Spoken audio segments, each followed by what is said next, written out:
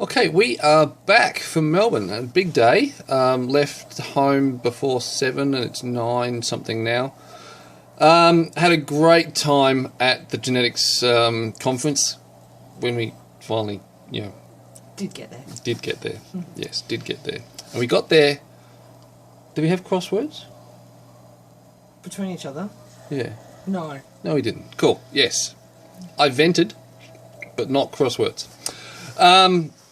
Unfortunately, we did miss Professor Ingrid Sheffer talk, which would have been good to see her speak because she's one of Aidwood's doctors and one of the ones who's leading some of the research on him.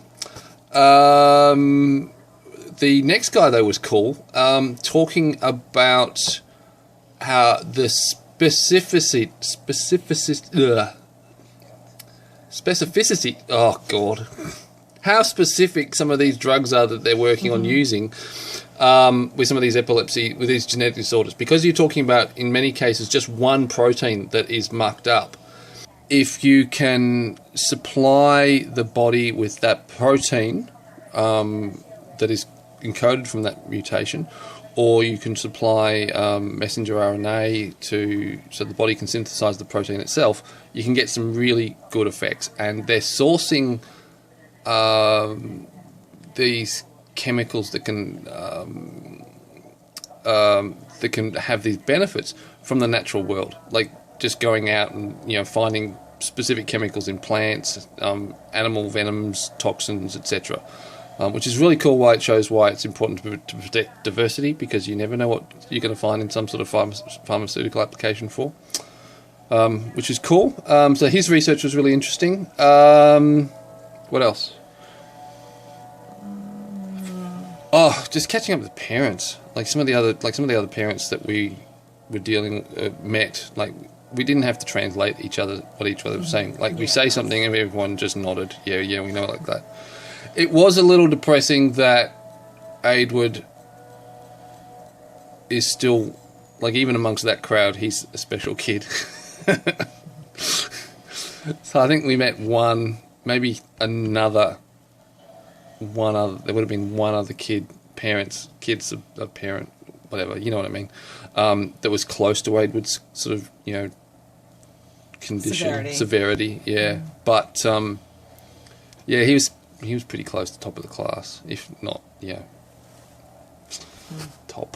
Anyway, but good to catch up with some people, make some contacts. And what else? Catering was good. Catering was good.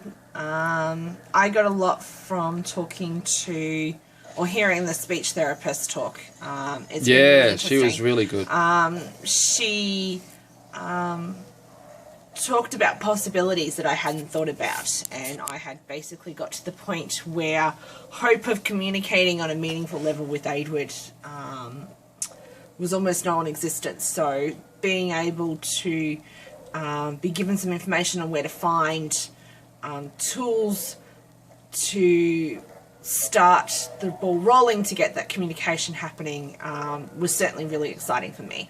Talking to one of the founders of one of the main insights, like one of the original team to start putting together the NDIS, was really fascinating. Hearing what her story was, and hearing who was that?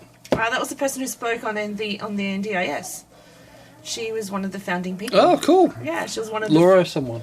Yeah. Oh, right, so she awesome. was one of the I missed that. I actually, to be honest, I had a sleep up the back of the auditorium. Was it in her talk? Possibly. Yeah. Anyway, I was didn't get much sleep last night. But it was really good. Just I was knackered. Yeah. So speaking to her was really good, and also the OT at the very end had some really insightful stuff, information, which was really good again. So yeah, it was really good. They had a very, very great lot of speakers, and hearing the stories about how this particular thing came together. So one of the things that they talked about, which is what we missed at the beginning, was the genetic alphabet soup. So there's so many ultra rare conditions. Yeah, and trying to get funding for them, trying to get support for them. You talk about SCN2A, and what's that mean? And you give a whole list of symptoms, and no big deal. Yeah. Well, sorry, that's a very big deal. But it's not like autism, which is this really sexy and trendy at the moment, and the people who are affected by autism, which don't begrudge, because that's another story. But good luck to them. They're getting their funding, getting support they need. Go for it. But there's things like epilepsy where you have more people dying of epilepsy than some whole stack of other conditions that aren't, and epilepsy doesn't get anywhere near the funding. Like sudden, what is it? SIDS. Not SIDS. So SIDS has... SUDS, I think it is, not SIDS. Sudden, unexplained death due to epilepsy. Yeah, so that something like that. Dying in your sleep because of epilepsy. Essentially, yeah. And that has, I don't remember the statistics off the top of my head, there is more children that die from epilepsy than what there is from SIDS. Yep. And yet... SIDS epilepsy has the limelight. Yeah, and so it's about... one of the reasons why we're doing this is about public awareness and educating the public about what's happening out there and what's happening in the community and how that's affecting others. Cool, yeah. Anyway, we had a great time. Thanks for listening. You going to finish up? See you later. Back to the press. For those of you watching this because of the press is almost finished. Yay! Well, it's almost functional. Sorry, yes, it's almost operational. Operational, that's the word. It is nowhere near finished, but it is almost operational. Yeah. Yeah. All right. Catch you later, guys. Bye-bye. Okay, bye.